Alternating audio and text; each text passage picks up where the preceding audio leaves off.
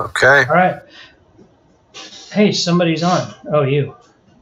Yeah, it's me. Take any questions. Yep. Good old chubby fingers on here.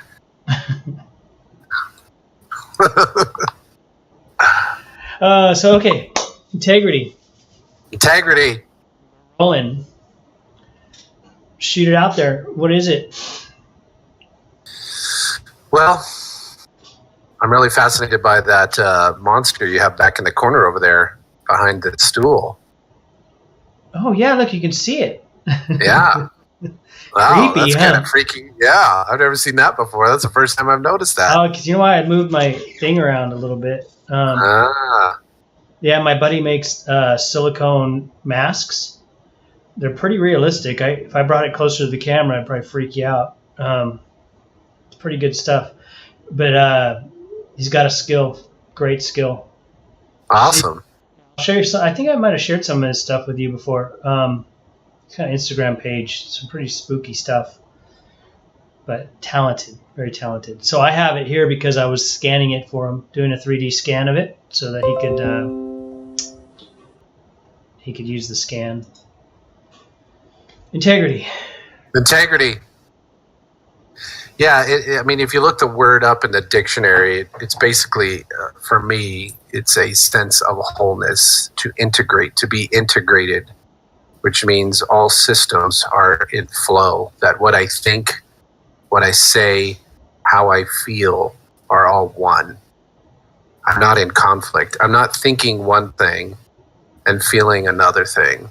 I'm not withholding anything from you. I'm not concealing anything from you. Integrity is me sharing my emotional intelligence with you. It is me sharing agreements with you. It is me sharing conscious communication with you. It is me offering you exactly where I'm at with anything that you bring to me, and I let you know whether or not I'm in alignment with what I'm hearing you say. What do you think? I think that's good. I think there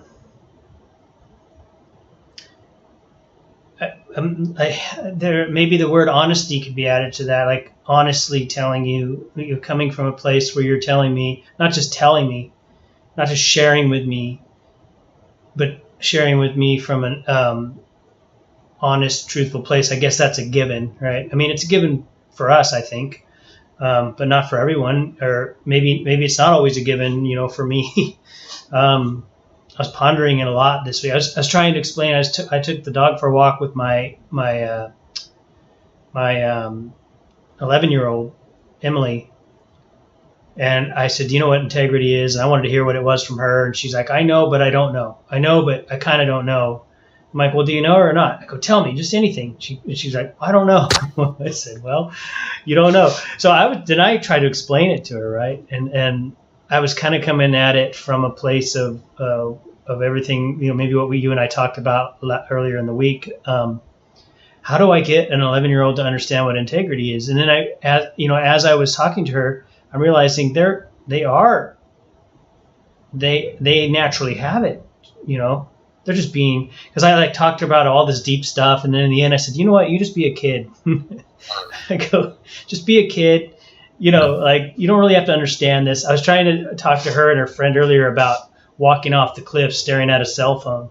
There's this video that went around for a while, and everyone's like staring at their phone walking off a cliff, and I'm like, you don't want to be that, right? Or, what do you mean? And so I was explaining it to him, be different, and then I started to say, think about what you believe and then why you believe it. And so I'm saying all this to her, and I finally said, you know what? They don't even need to hear this. Like, I need to hear that. And then that's why I'm just like, and finally I'm just like, just be a kid, will you? Because you're doing a great job. You're doing a great job, and you're in your integrity, being who you are. Because that's what I think I was trying to say what it is. It's knowing who you are. Like, knowing your who, knowing who I am is the only sort of way where you can truly get into this, because it's like, okay, you can say integrity, you can see what the definition of it is and all that, and say the things you just said, but how do you know? Like, how do you know if you're in it? Like, What if you're just something totally, you're just going through the motions, playing the game, telling people what you think they want to hear? Yeah, that's not integrity to me. Integrity, you're not self-conscious when you're in your integrity. You're not conscious of others. You're not wondering what they're thinking about you. You know what they're thinking about you. Really? So you know what everyone's thinking about you? That's interesting. When you're in the integrity, you'll know exactly. When you're with anyone, there's nothing hidden from you in your integrity. When you're in your integrity, nothing's hidden from you. Anyone who's in your presence, you're picking up on what's going on with them. Wow. Yeah. That sounds pretty... It's a bold claim, isn't it? That's a pretty bold claim. Yeah. Wowzers. It is a superpower. It is. Integrity is a superpower. You want to talk about being able to have powers that transcend the human experience, walk in your integrity, and you will. You will see synchronicity. You will see so many amazing things come together in your life that will blow your mind away. Your mind will be constantly like, how is this even possible? I think so. You could say that's like a discernment, right? Like, could that be on level with? Because I think that's good, because I feel like, and I don't know that I can agree, or maybe I shouldn't say agree. I can see that it's always that way. Like, so maybe that means I'm not always in my integrity. But I feel like there's been spurts in my past where I could like just read people's mail. Like I just knew. But that's not the norm. For me anyways. That's not always. So does that mean I'm lacking in integrity? By that definition, maybe it does. Maybe I am. Maybe you're just, that's for you to know and you to look at. But perhaps you're giving your attention to other things. So when I'm giving my attention to the external stimulus, I am in one way ignoring my own inner guidance. Because it doesn't matter what Brian Mayer says or does or how he behaves around me. All that matters to me is how I'm experiencing him. Directly, subjectively. How I experience you is what matters most to me.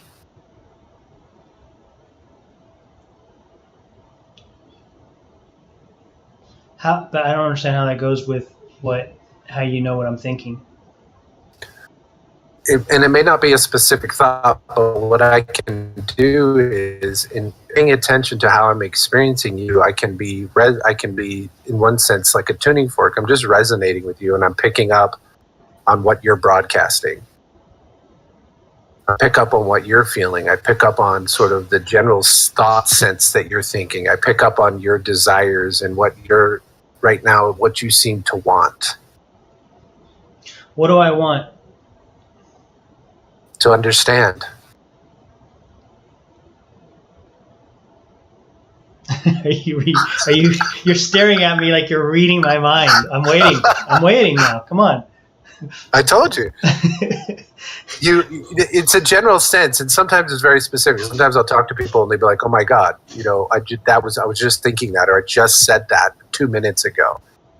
And it's because you move into a flow with people. You move into the stream of consciousness they're in, and because you're not involved in their life, because you're not trying to fix them or change them, you're just there to be conscious of them, to be aware of what it is they're sharing with you. It's very simple and easy to pick up. It's just like kids. Kids are constantly picking up on the adults around them. Sure. Constantly. And your kids are picking up on it. When you get around your kids and they get around other adults, you can tell your kids are picking up on how that adult sees them.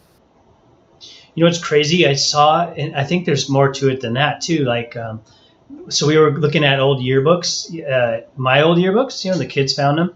And there was one when I was in my seventh grade yearbook, right?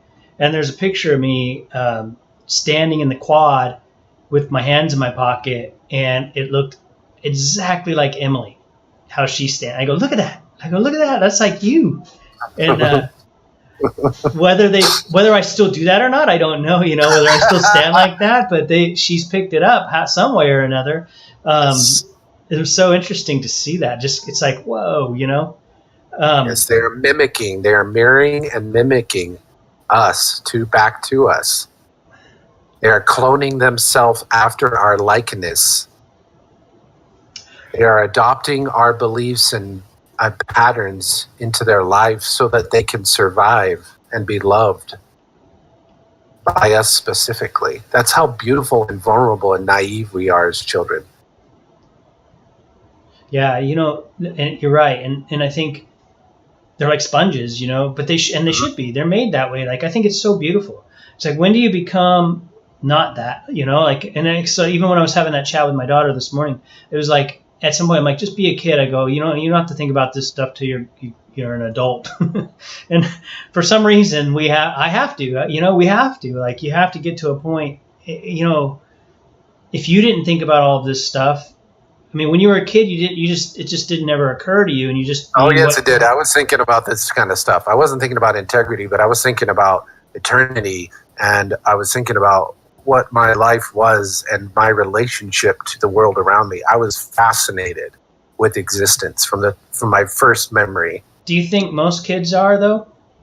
I think in their own unique way, each of us are exploring the nature of existence. And some of us are doing it through specific things. Like, I did it through volleyball. I've done it through being in business. I've done it through being a pastor. I've done it through being married. I've done it in various ways, but it all boils down to my desire to know myself, to know what it is I am. What am I? Or like you said, who am I? So that works, right? The who thing, right? Because I was penning some notes down just like to this morning in church, like about integrity, and I was thinking about there was a definition I really liked that I was reading, and it says the state of being whole, like an integer, which is which is another way, an integer is a whole number. There's no fractions, and I'm like, ooh, I like that so much. Of all the definitions I've been reading, like, the one of the main definitions is like doing what's right? But I thought, what if then I started thinking doing what's right, well, being what's right. Like, if it's about who and it's about being whole, how am I whole? It's knowing who I am, and how do I know who I am? You start going down this path, the how and the who and the what. But I got to this point of like thinking, well, is it better to be? Or is it better to do? And then I thought, if I'm just being right, if I'm being whole, then I'm most likely doing right. It's not something I have to try, because I often think there's so many things that come back to do this. It's because you're doing this. It's because you have to do that, or because I need to do this. There's just this do. It's do, right? Yeah. But you also have to function in life, and so there's something where that belongs somewhere, somehow, someplace, because otherwise we just sit around and philosophize, if that's a word, or ponder all day, which is wonderful. It would be nice to be able to have that occupation where you could just sit and think about things all day, and then every now and then say something. Yeah, and you can. I mean, one of my favorite stories is what's his name? It's a great philosopher, and Alexander the Great heard about him when he came into his town, and he walked over to him, and the guy lived just a simple life out on the streets. He didn't, no money, no job. He just shared with people what was obvious to him.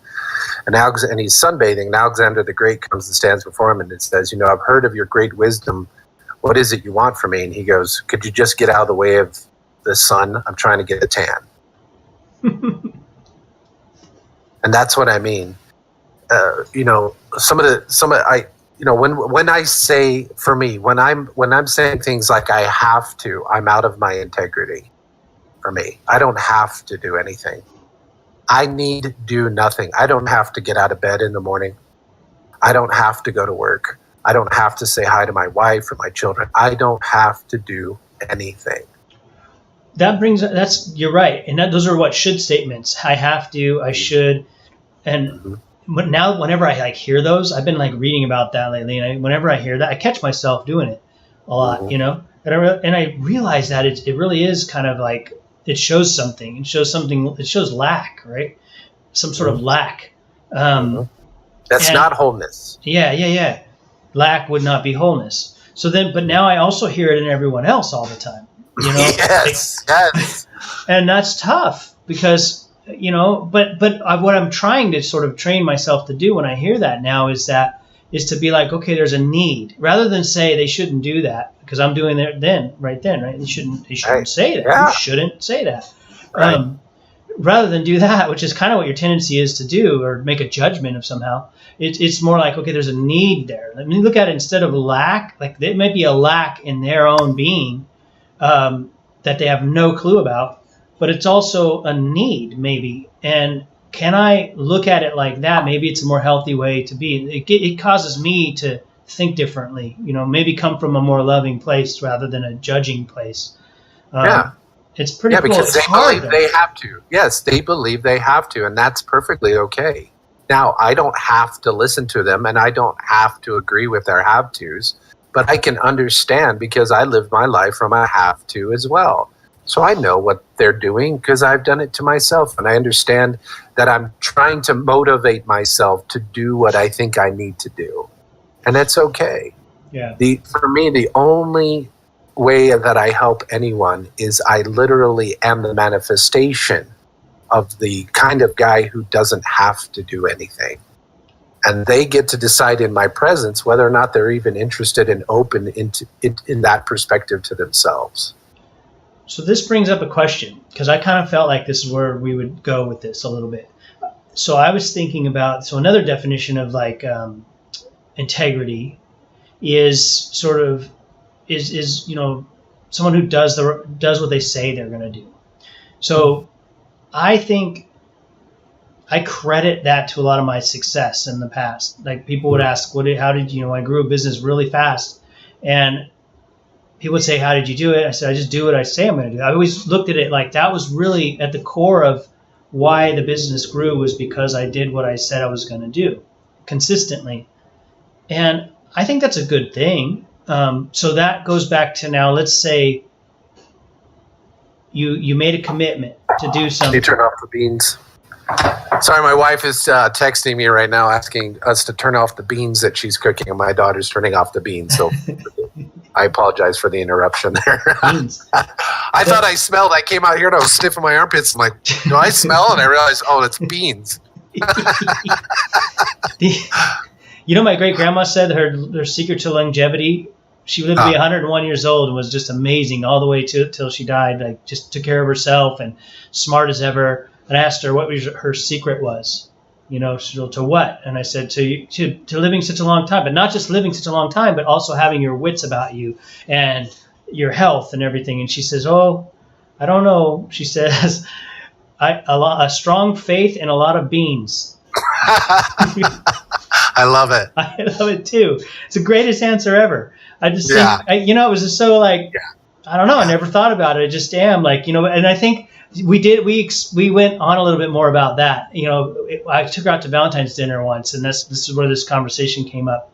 And she had gone on to say that, we kind of elaborated a little bit more than just beans and faith. She said that she let things go. Like she didn't hold on to things. Like when people had passed away, she mourned, but she moved on. Mm-hmm. And I've read a lot of things about people that live a long time that usually seems like quite a similar characteristic to a lot of people that live long, healthy lives. Really awesome. Really aware that it's cool that she was aware of that and understood that had something to do with it. Amazing lady. But okay, so go back to what I was saying. So now I make a commitment, and I have to I'm going to do what I say. I'm going to do. Now, once you say, okay, I'm going to do this at 3:00 on Wednesday afternoon, and I let so-and-so know I'm going to do it. At that point, do you have to do it? No, you never have to do anything. So this is the beautiful thing. Your integrity or your honor, as Rob Roy would say, is the greatest thing a man can give himself. When your yes is yes, you're going to be very comfortable in your own skin. When you're saying yes and you know exactly what you're saying yes to, it's wonderful. It's exciting. There's tons of energy in it. You can create and blow people's minds away. When you're saying yes and you're not, your yes isn't complete. That's good. You're second guessing yourself. You feel insecure about what you're doing. You're constantly, trying to figure out if it's okay. Then when you do present, you bring it with this energy of fear. People start to second guess you because you're trying to please them. You're trying to create something they want. That is good. I was thinking about your no also. So your no is also your no. Mm-hmm. Like it's important to say no. It's so funny. I read all these books, about people that are successful, and one of the things that comes up so much is the importance of saying no. It really is important, because if it goes along with what you were just saying. To people who tend to worry so much about what everyone thinks, they rarely say no, or they don't, or they want to say no but they won't, or they feel like they can't. And same thing with yes. It's like you have to be. So I was thinking that too. Like you're right. You don't have to show up at Wednesday at 3, but your integrity, because you wouldn't have said yes to that in the first place if you weren't going to show up to it. Right. And I guess I was thinking about it along the lines of, say it's 2:00 and oh no, this happened. You should go out. I think here I said should, right? I would say this. I would make every attempt to make that commitment. Yeah, absolutely. And I usually do. Yeah. And sometimes that's inconvenient. Sometimes that messes other things up, But I feel like it's very important. I've always felt like it's very important. That comes to, so the 4 pillars of integrity for me are emotional intelligence, impeccable agreements. My yes is my yes and my no is my no. Healthy responsibility, taking responsibility for me, not for you. And then conscious communication. Those are the 4 pillars. So yes, if I say yes to a 3:00 appointment and something comes up, then I'm going to reach out if I feel and say, hey, this is what has come up. I would like to see if we can reschedule this agreement at another time, or I can make it, but I may be a few minutes late. And because I want you guys to know that I'm committed to this, I'm letting you know this arose, and this has priority as well. So I want you all to know, and I want to know if you guys are okay with this, And if they say no, and I say, okay, that 3:00 is going to happen, then the other things that are going on in my life, I communicate with them. Look, I made this previous agreement. I want to keep this. And as soon as I'm done with that, I'm willing to reach out to you all and have a conversation about what's going on. So for me, when you keep communication very high and you stay very clear about your yes and your no, and to realize that you are predictably unpredictable, that you are unpredictably predictable, that when you give your word, you give your word. And they trust you, but they also know that you're not dogmatic. You're alive, you're fluid, and that life happens, and you're willing to share with people what's happening in your life and the adjustments that you would like to make. And they realize that they are also allowed to have that level of flexibility and fluidity in their life. And that's really what it's about. If I'm going to go surfing with you, I imagine we're going to have a great time surfing if we both get into flow. But if I'm like pulling you away from the wave and like splashing you in the face and like throwing tuna fish and dead mackerel onto you to try and get the sharks to chase you, unless you want that, that's not going to be fun. But when we're both digging and we're flowing in that ocean and those waves are coming and you and I are rolling out, surfing some waves, that's heaven on earth, dude. Flow. Goes back to the flow. Not love this time. We'll get to love. We're getting there. Love is flow for me. Like love is flow. There we go. See, I knew it. Love is integrity. Integrity is the expression of love. Yeah. It's the expression that I will not hold back from you. I will not withdraw from you. Tell me if this tracks with you. So I was pondering this, and I just thought I had this funny thought, about integrity, about, going back to the state of being whole and also knowing who you are, right? You know what it made me think of? That night in the Monty Python, the Search for the Holy Grail, the night that they met along the way that said, that basically tried to stop them, and they cut off his arm. He's like, I will slash you. Oh, the Black Knight. Yeah. So he's like, I will slash you, I will kill you, and then they cut his arm off, and he like looks, he's like, well, I will kill you with this arm, right? It's a and then flesh wound. I've had worse. and then they slashed out one, right? And he said, I will kick you to death, Yeah. And they're like, why are you so hard? They're like, why are you so, this is what I do. Like, this is who I am, right? And I don't remember. I've got to go back and watch it, but it's something like that. But then he like chop his leg off. He's like, I will still come here. And he's hopping I'll around. bite you. Yeah, he's trying to bite him. And then he's a stump, and he's like, get back here. I will get you. I will kill you with my head, like going like this. Yeah. And I thought, well, here's a guy who knows who he is.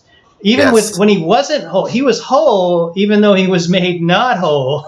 Yes, exactly. I wonder if it's so brilliant. Those guys are so brilliant. Like, and the craziest thing ever to think of when it comes to integrity. And I was trying to explain that to my 11-year-old. She's like, but wasn't he doing a bad thing, Dad? Trying to kill them? I said, yeah, good point. I go, maybe it just doesn't work. I don't know.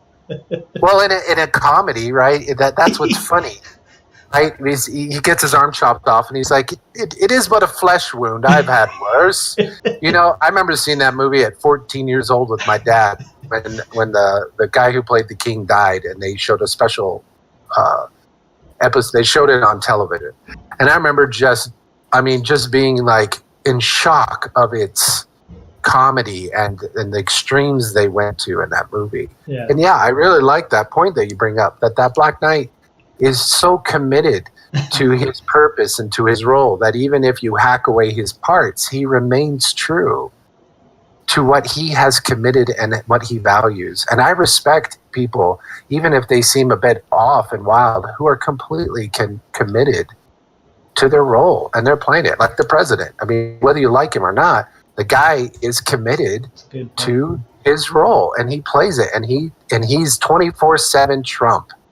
That's true. You know what? That's true. That's I always said that about George Bush too, the Junior. How do they say it? George W. George W. I always remember after 9/11, he said that what he was gonna do, and he did it. Like, I always remembered that. Like, of nothing else, that was the one thing that I had this great respect. He came out and said, "Here's what we're gonna do." He laid it all out, and then he did it. And he never really strayed from it, and I think, to me, that spoke loudly, right? I mean, whether you disagree with it or agree with it is another story altogether, but there's something about a leader. Like, I always looked at that as leadership. Like, that's a very good window into what leadership really is. And it goes back to what we were just saying, doing what you said you're going to do consistently. Now, we run into problems when people are, I was reading about the kings in the Bible, 1st and 2nd Kings, and you had a good king who did right, then you had a king who did wrong, who was evil, then you had a king who did right, and then you had another one who did right, then you had one who was horribly evil and made everybody sin, and it's like this up and down, right? And it's a good picture of everything, really. Even when it came to Hezekiah, so I was reading that this morning, and it's kind of goes along with integrity. Hezekiah did right in the sight of the Lord and did all these things. And it says how that he prospered, God prospered him everywhere he went. And then he said, and in the same verse, it says he rebelled against Assyria. I'm like, he's a prosperous rebel. Mm-hmm. He's a prosperous rebel. Never would have looked at him like that. But then, a couple verses later, they came and took Judah. The king of Assyria came and took Judah, but yet it said he prospered him everywhere he went. And it made me think, like, what is prospering is not always what we deem it to be. Mm-hmm. And it's a great story. It really is a great story. And the fact that he's one of the only, in fact, I think he is the only king, him and Josiah, that it said they really didn't do any wrong. In all of the kings, including David. Mm-hmm. Very interesting. Yet they still struggled. They were like, Josiah was the last king before Jesus, I believe, if I'm not mistaken. So it's like, here's this great, perfect man and a king.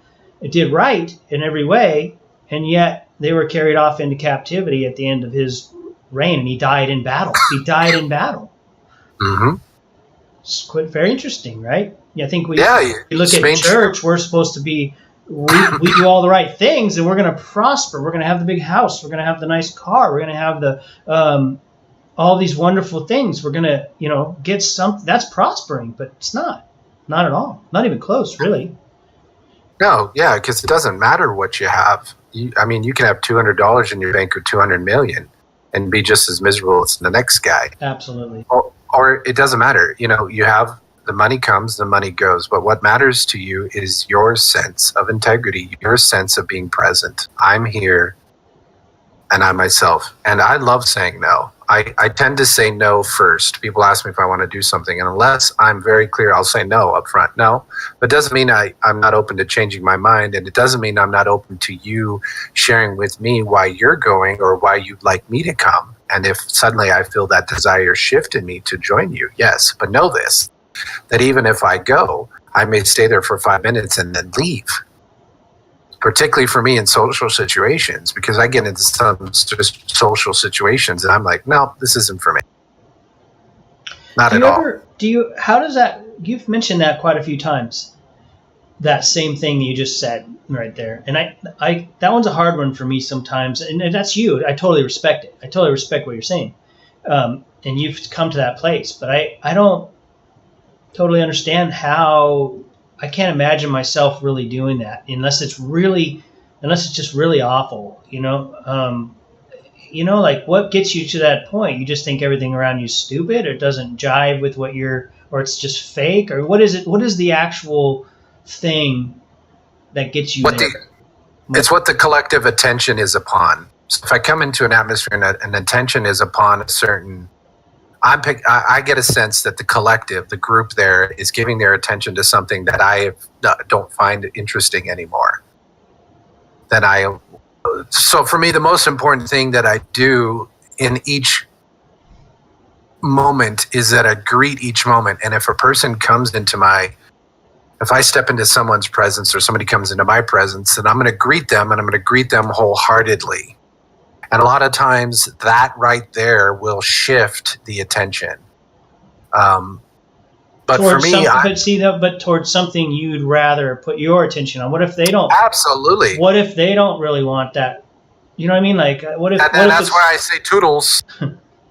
I'm not giving. So you're saying you're getting to a point where you're only going to coexist with other people if they're in your flow.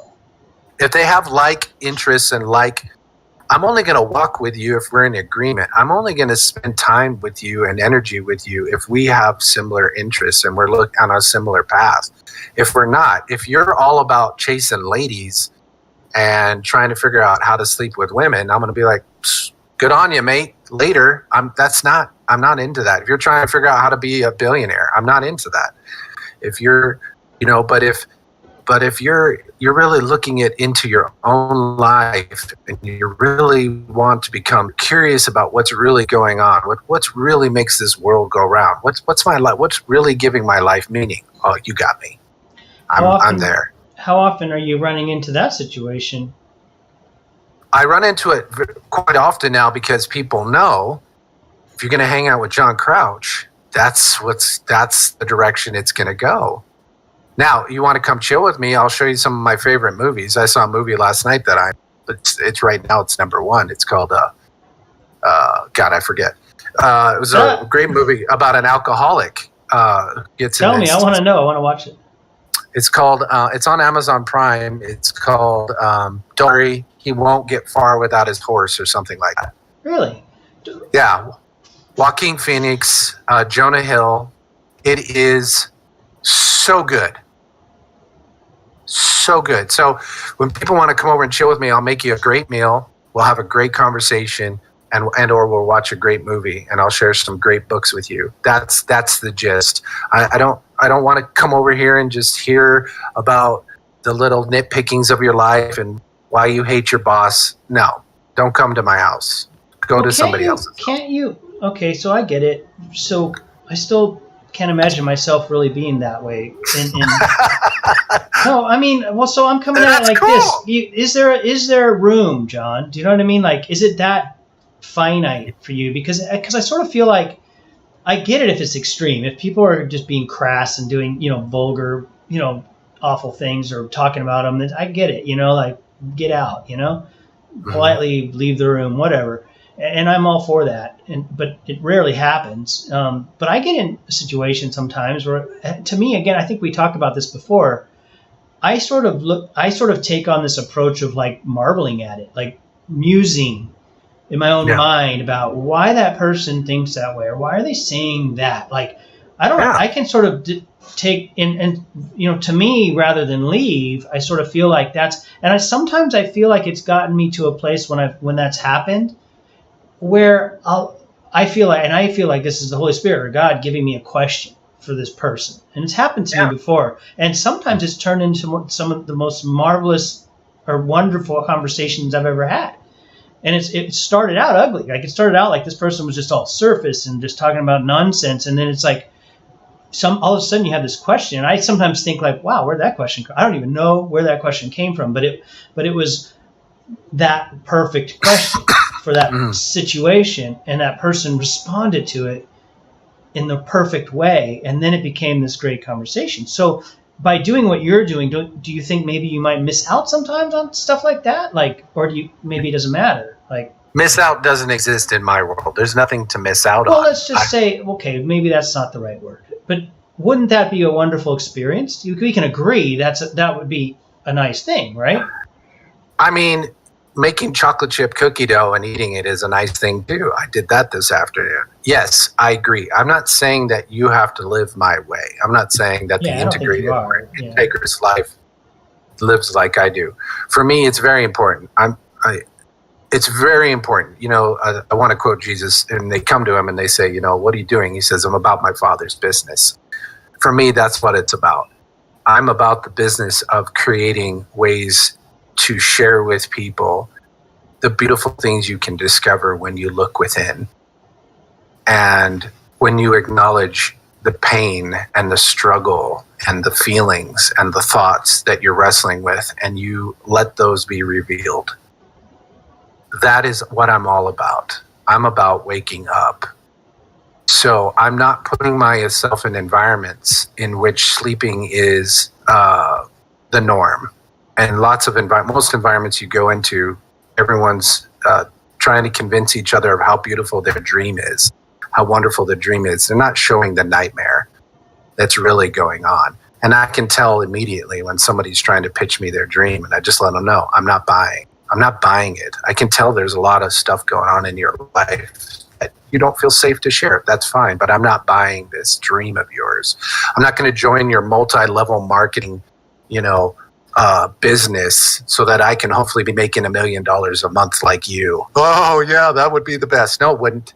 I'd rather make nothing and be seemingly financially struggling only because of my own choices than to have all the money in the world and yet be running a racket.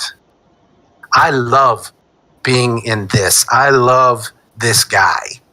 And I love being able to be in the presence of people like yourself, Brian, and share what this guy has helped me learn, what being in this has helped me discover about my Father. So let's keep going about this, because or if you're willing, give me an actual example. You don't have to name names, but give me an example of when you were in this room and you left. Like, what was it you were hearing? What was it? A real thing. Like, I know you gave an example that wasn't real about people talking about women and this or whatever. Gossip. The other night, there were some people over and they started gossiping. And so sometimes I will interrupt the gossip. If I'm feeling very playful, I will be like, you know what? I just did that. They'll be saying, this person's such a jerk. They did so-and-so. They did this. And I'll be like, you guys, I did that to somebody this week myself. And that's fun for me, to just disturb the pattern, to break the pattern. Okay, so walk me through it. When you said that, they laughed. Just look at you like you have two heads? No, they laughed. They know what I'm up to. They know that I. But what happened after that? You left? No, I took over the conversation for about 15 minutes, and I had a nice long rant about being aware of myself in others, being aware that when I'm gossiping, I'm trying to disguise my judgments as a narrative about somebody else's life and how they should be different, rather than just being bluntly honest and be like, I hate them, I wish they would die. That is so much more interesting and honest and clear than like, well, if brother so-and-so would just read the Psalms more, he would be such a better father. No, he wouldn't. No, he wouldn't. He'd be a better father if he felt he could share his struggle with people who weren't going to judge him for being honest. And so I imagine brother so-and-so's never going to talk to you guys. Hey, so I'm glad you just said that. You said if so-and-so read the Psalms, then he'd be a better father. I was thinking about this the if-then statement. So I've been coding lately. I've been learning how to code, and it's all about if. It's not all about this, but it's a big part of coding is the if-thens. If this happens, then this, right? So you're coding it, and then I started to think, how does that apply in real life? I think it does. And maybe good, maybe bad, but how do we in our integrity exercise if-then statements in the real world? I mean, you don't even have to be conscious of it. One of my favorite apps is IFTTT, if this, then that, which is a great way to connect, like I used to, every Facebook picture I used to upload to Facebook would get archived into my Google Drive. I think it's for if then for me is a way to make a connection with others and to say in myself that if I share this with you and you hear something different than what I am saying, I'm willing to continue in the conversation until we have clarity. If you mishear me, then I'm willing to continue to offer clarity until we both feel we have crystal clarity before we move forward together. If you and I were going to start a business, I would make sure that you and I understood crystal clearly our roles and exactly in every area what we were saying yes to. And I would not proceed in any area if I had any doubt, any hesitation at all. I would never proceed without complete and absolute clarity where I want it. Now, there might be areas where I'm like, Brian Mary is a genius in this area. I don't really care to know. I trust him in that area. But in these areas that we're going to hold together, if we're going to hold them, then we're going to hold them with our integrity together.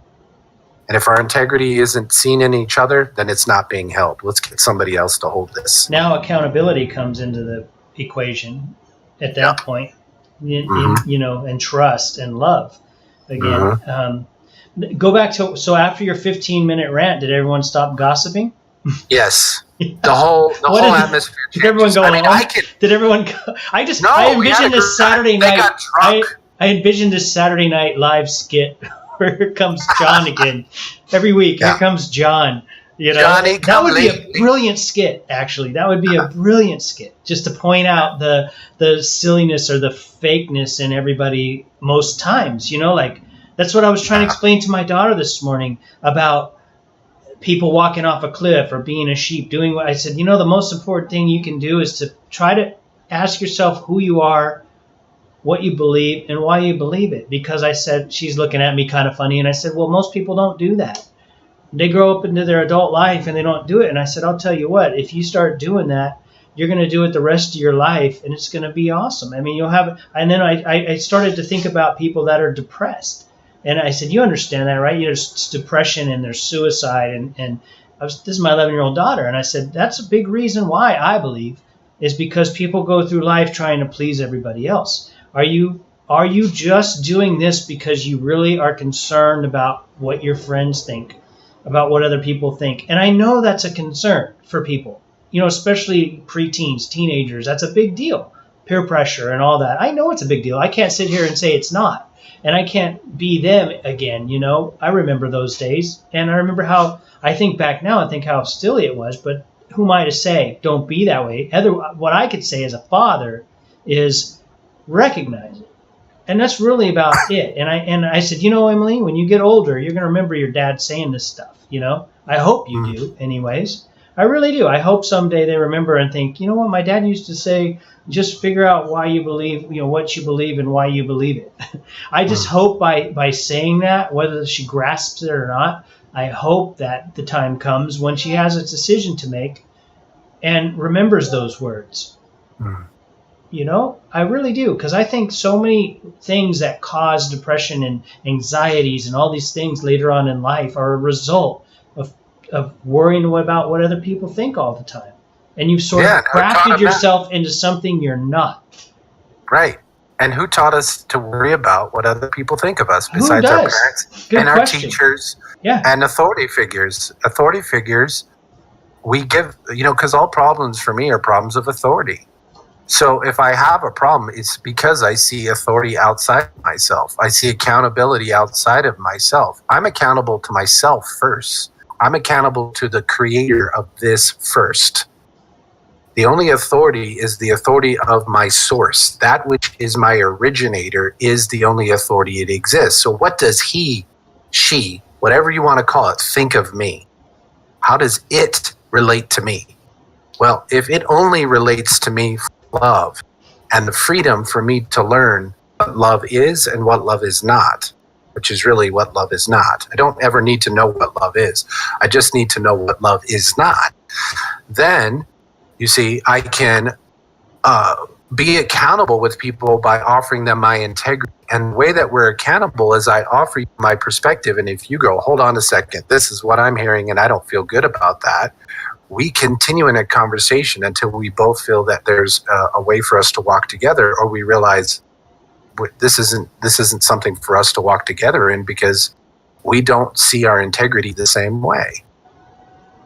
And that's what, my kids, I know that my daughter's like, you're such a preacher. You preach all the time. You talk too much, Dad.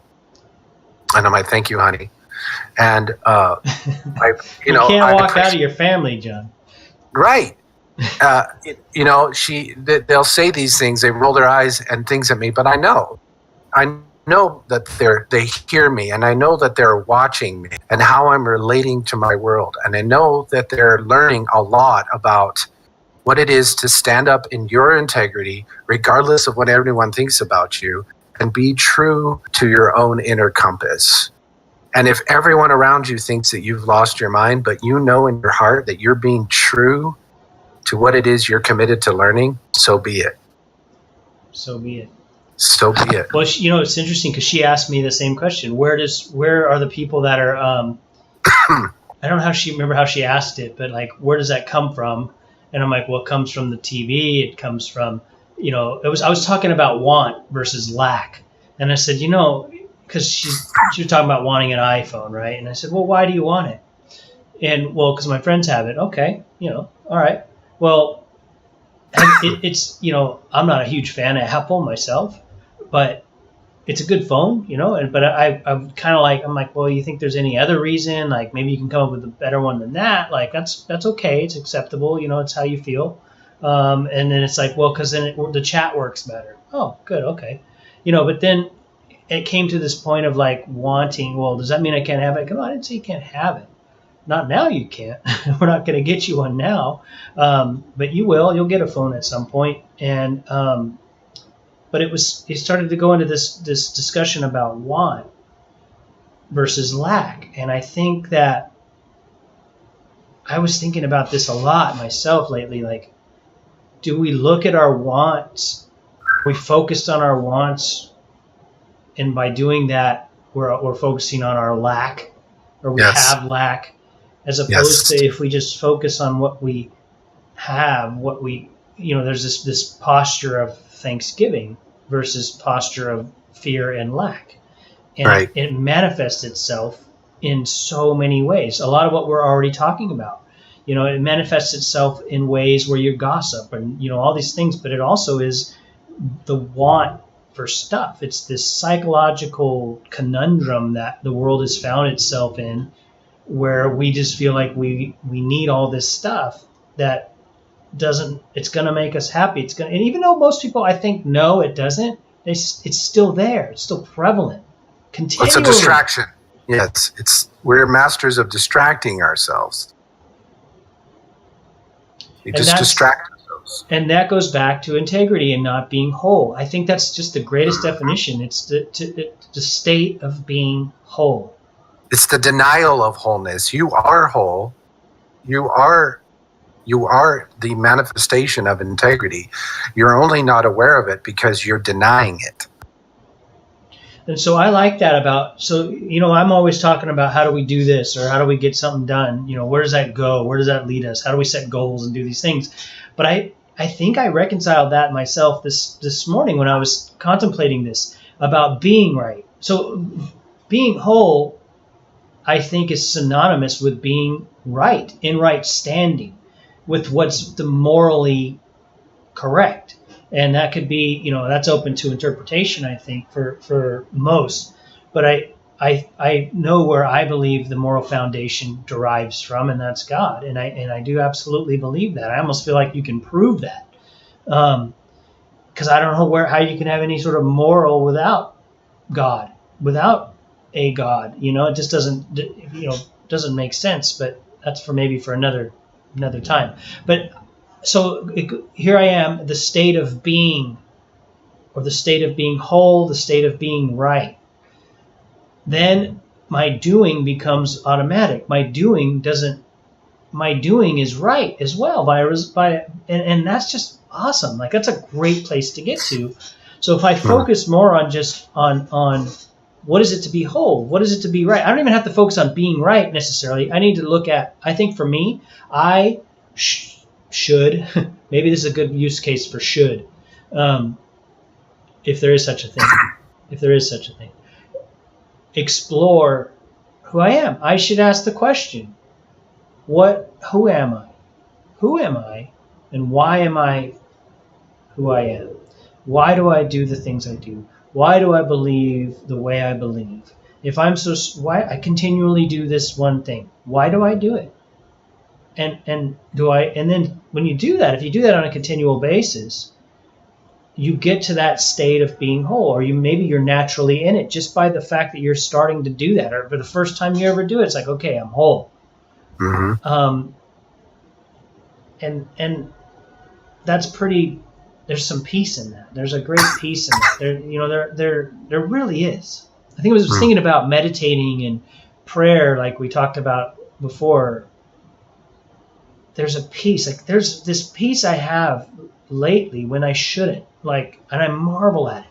Like everything around me says you shouldn't have a peace. From the natural perspective, 90% of people would be like, how does this guy have this peace with all of this happening around him? I don't know myself. I mean, maybe I do. It's not from me. It doesn't come from me. Maybe I've done the work, or maybe I've just been forced into the work or the thought process. Maybe it's sort of been in me all along, where it probably has since I was a little kid. I've always thought, I feel like I have this is how I look at it. I feel like I have a unique perspective most times. And sometimes that seems to be a curse, and sometimes that's a blessing in the sense that sometimes it gets me a long ways, and sometimes it seems to get me in the spot where I'm at. But I have peace. And I think that's consistent. So that's pretty awesome. Like, I'm thankful for that ability to have a unique perspective. Even though I sometimes think lately, like, how's that going to get me a roof over my head, when the house is gone? How's that going to, those are questions I feel I need to ask. I don't worry, though. I feel like as soon as I start worrying is when I'm in trouble. As soon as I start fretting about it and being concerned and worrying, you're committing to trouble. You're committing to trouble, because that's what fear is. Fear is something's missing. Fear is the decree something is missing, and whatever you decree shall come to pass. So, yeah, I hear you. For me, yes, I want a roof over my head. Okay, so what? I know that, right? And when I feel that is my sole purpose in life, boy, does that get difficult. Versus, yeah, I want a roof over my family's head, and I'm going to be true to doing the kind of work and creating the kind of things that come from my heart-centered desire and my integrity. And I know that seek ye first the kingdom, seek ye first to know yourself, and all things shall be added unto you. By trusting your heart, everything else is taken care of. And it doesn't mean it's perfect. It doesn't mean it all works out. It doesn't mean that you don't lose your house. I've lost more houses than you've had. In one sense, Yeah. you know, I tell people I've quit more things people have ever started. That doesn't make me better or worse. It just means that to be true to yourself, to know when I've been in situations where I know I'm being integrity. I'm being asked to ignore integrity. And I've been offered extreme financial benefit.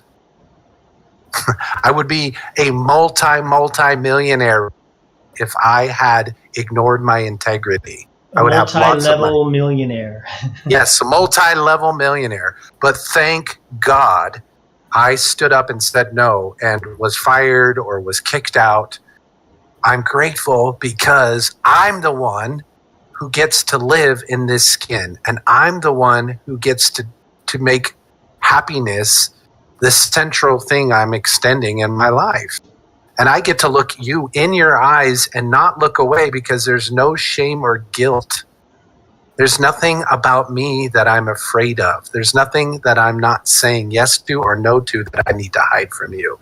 And that is the greatest gift of existence that you can have, is the ability to just be authentic in each moment. That's good, Jim. There's nothing more honorable than that. And authenticity, I think you could say, is synonymous with integrity. Absolutely. I also, this is something maybe for another topic, truth. They all go together, right? But I had this, I don't know if I told you this before. I was meditating on truth, you know. It is. Truth is. Like, that's how you can say it. Truth is. Yes, it there's is. nothing you can do about it. It is. No. But what is it? You know, it's a very interesting. Well, as soon as you try, you've already lost. Yeah. But I started to think everything is truth. If truth is, then that means everything is truth. And well, I would say it this way: everything exists within truth. Doesn't make it true. Yeah. Well, but here's my point. Like, here's what I got with this. And I'm not trying to make any real. It's just something to ponder. Is like, it happened, so it's true. Like, even though you told a lie, well, that's true. You told a lie. You know. Yes. Yes. So, in that sense, everything is true. Yes, in that sense, yes. And that's pretty, true and truth. True and truth are different, though, to me. To be true is just to be honest about what you were doing. Truth is the very space in which you can explore lying, cheating, stealing, kindness, mercy, benevolence. You have all options available to you at all times. And the truth isn't up there going, when's this guy going to get his act together? I was thinking about, seeking. So it says seek first. You know, you just said it a minute ago. Seek and you will find, it says, right? And that's sort of like a should. That could be like equated to a should statement, but a minute ago I said maybe this is a good should statement. And I think there is that, like, shall. If you replace should with shall, you'll see it's a huge difference. Instead of saying I should, say I shall. It's a huge difference. Yeah. I shall. That's good. So, but going back to truth and everything, and integrity and doing and being right, it's the same. So if you seek, I think that's sort of like our mission, maybe, you know, is to seek that truth, seek that. And find it. Don't well, forget. Well, here's the thing. Do you really find it? I mean, Yes. I think you find it in the sense that you find the trail. Like, I like to look at it like that. You found the trail, like, so that's it. But it's a trail. It's a, yes. Because I don't, the fact that if you just say I found it and I'm here and that's it, can't be. There's nothing, you know, how do we go on for eternity? So I like to look at it like that. Like, we found the head of the trail. Now let's get on it and see where it leads. But I think a lot of people are seekers for seeking's sake. Sure. They're Absolutely. addicted to seeking. They're constantly seeking. You can see that. Seeking. You can see that in people. You can see I've that. done that. Yeah. I know it in them because I've done it. To find is to discover where the source of all finding exists. It exists within you. Seeking, for the seeking's sake, is always about looking out here. Finding is about noticing what's going on in here. And then what happens as you find, you begin to see that there's more. Every day there's something new to discover within yourself. Yeah. Wow. Wow. Wow. Wow. So that's a great way to put it. So that reminds me of the John Muir Trail, which I did. You know, and this is a perfect, like, what do you say, metaphor for it? Like, I really do. Like, we found the trail. Okay, we got to the trail. We found the trailhead. But, you know, it's 216 miles. And so you're constantly trying to make sure you're on, you know, you don't ever want to get off the trail. But there were points on it where you weren't sure. And so we had a GPS in our phone, but it wasn't that accurate. So you would start walking down one trail, and then you would see the dot. Okay, that's the wrong one. Then we'd turn around and go back, find the trail. But I think that's a perfect way to look at it. But every time we would go around a corner, we'd be like, wow, literally. Yes. Because it's the High Sierras is miraculously wonderful. I don't know how to describe it. And you're out there. Every time we go around a corner, wow, you know, I was with my buddy Jim, and if he got around the corner before me, he's like, you got to see this. And we did that for 216 miles, you know, and it never ended. It never stopped. There was never a point where we weren't in awe. And I think that's like the perfect metaphor for life. Like, okay, find that trail, and you might get off it. It's messy. Like, you know, you may get off it again, John. You know, you might. I might. Nobody is that perfect. But the beauty of it is we can always get back on it, or we can always find the trail again.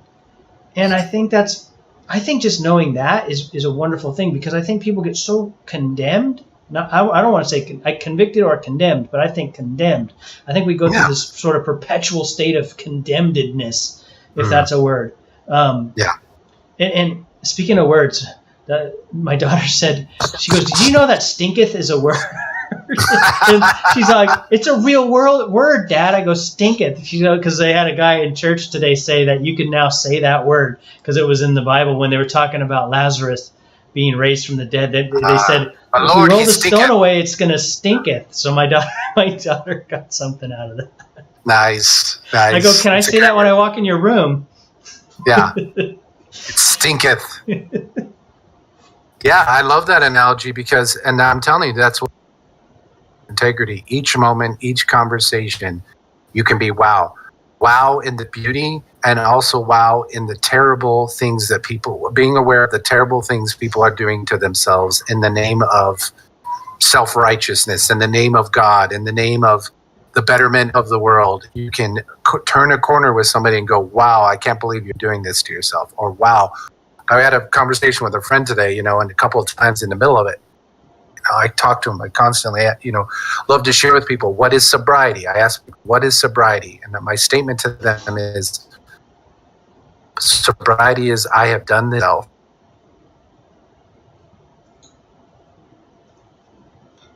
Lost you there.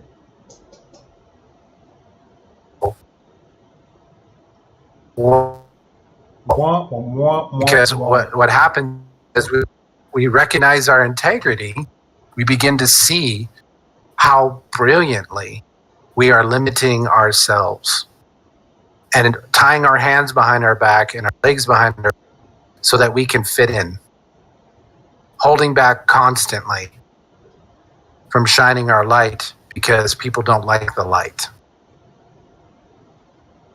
And I will never do that again. I'm done. I've retired. This little light of mine, I'm going to let it shine. Let it shine, let it shine, let it shine.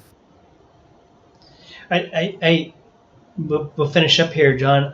I wanted to, I had this thought, like in church a lot of times, it feels like we're constantly trying to get there. Whatever there is, we never quite define there, but we're constantly trying to get there. And you hear so many messages. You hear so much anxiety in it. Like I hear people, even how they pray sometimes and stuff, and I feel like there's always this. It's like you're coming from this constant state of lack, and it comes across so clearly. And I think, how sad is that? Like that shouldn't be. Like, it shouldn't be. Like, I feel like that's a message that's relevant for the first time you come in, and then that's it. Like, then it's like, okay, or maybe second or third, whatever. But if you've been in there for a long time and you're hearing these, message after message after message, and they all say the same thing of like, you need to do this so you can get that. Like, or, it's not quite as simple as that. But I think a lot of messages are geared around that. If you're not doing this, then this is going to happen. The if-thens. But they're not always the most healthy if-thens. And I think they come from a place of just like, okay, you're clearly lacking, so you need to get there. So you kind of always feel like you're lacking. Like, right. If you sit around long enough, I see people all the time. I feel like they just lack. Yep. And that's how you keep people dependent. Here I am truly lacking from a material sense. Right. But I lack nothing. Right. Right. And that's how you foster dependency, codependency. Yeah. Is you constantly tell people what to think, what to believe, and how to feel. And that's why I'm telling you, the church that exists now is not going to exist for much longer, the model, because people want to be able to have dialogue. They want to be able to have communication. They want to be able to say, you know what, this is what I hear you saying. Want to be able to have fellowship and a way of not just hearing what we should be doing, but actually learning and discovering and playing together in our lives. And I think, I think that model has taken us as far as it can go. And I think my guess is that you're seeing that in order for us to carry on, those sort of models aren't going to get us there, because those models create a matrix-like system in which the people who attend feed the system itself. Yes. They need you to come, so they need to present themselves as better. And you need to listen and you need to hear this, and they have some corner on the truth, which is fine. You can play that game. But eventually you're going to realize, no, I'm not interested. I'm interested in a real relationship. So when I go to church, I do ask difficult questions. And if they roll their eyes or dismiss me, I'm like, peace out. I'm not joining the matrix again. I'm not going to be a Duracell battery for your sense of specialness. Carry on. Have a good time. I'm interested in walking with people who are honest and clear and are gritty. I went to this church, these people who asked me, well, why don't you come back? I said, well, where's the prostitutes? Where's the bikers? Where's the song that says shit? Where's the person that's struggling, making a mess of their life? All we talk about is how good everything is. Well, it isn't all good. People want to know is that the mess and the dirt and the things that stinketh in their life, God is very interested in helping them look at that, because he loves every part of us. He welcomes and embraces all parts of us. He's not to be a certain way. He's saying, whatever it is you want to show me, I can see it. And all you will see in my eyes is love for you. And you can carry this idea of yourself that says that you're not loved for as long as you'd like.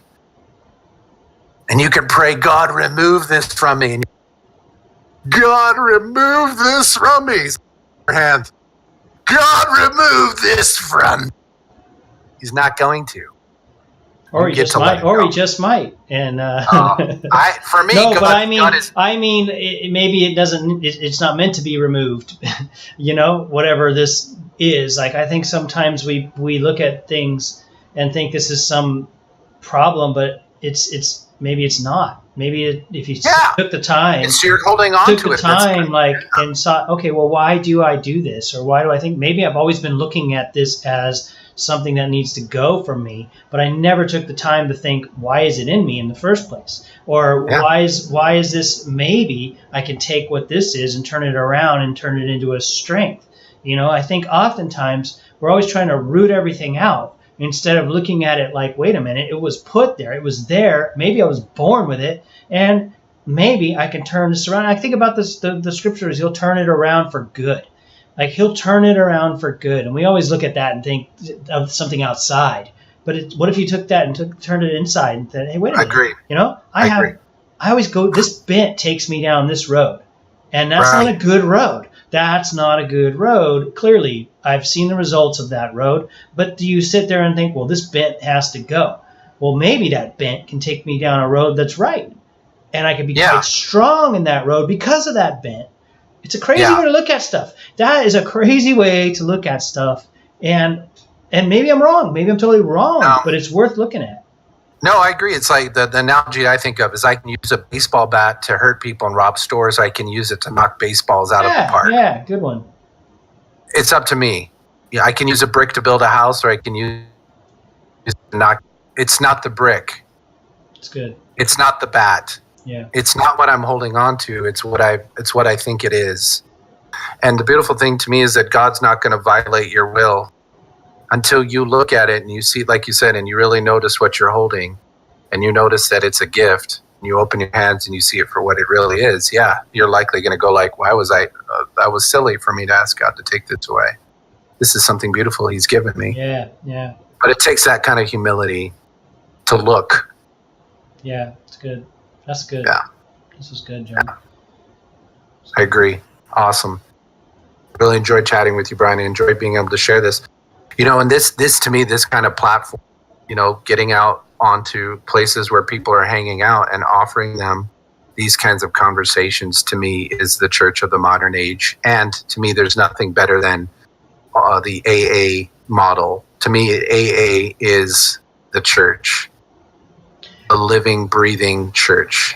I searched Twitch for church, and there's nothing. You know, I searched for. I was trying to put like keywords and things, and I'm like, is there anything even like this? Like, I think there probably is somewhere, maybe, but I don't know.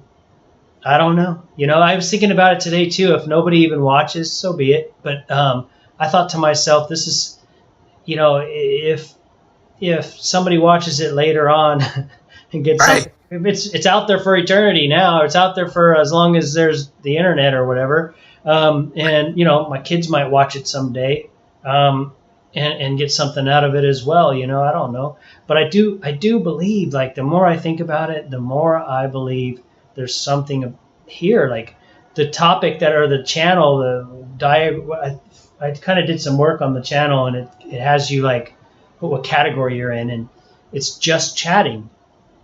I don't even think they had that stuff that long ago. Twitch, I think, sort of it's always was just pure game stuff, and then now more and more people there's these new genres that are coming in here, and I think that I just hope that maybe someday someone will search church and they'll find their way here, or who knows, maybe someone already has, or maybe they do. I don't know, but it's on YouTube too, and I think I'm getting a lot out of this, and maybe I enjoy it. That's all that matters to me. I enjoy creating this conversation with you, broadcasting it, and it has an effect regardless of, because if you understand quantum, you understand we could say in Christian, everything you're saying has an effect on the whole. Everything you and I are talking about is affecting all 7 billion people on this planet.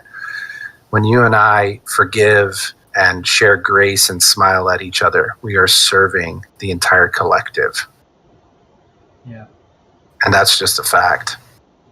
I like it. Me too. All right, John. I'll call you in maybe tomorrow or something. Sounds good, Rod. All right, man. Sounds good. All right. All right. Take care. See you, John. See ya. All righty. Bye.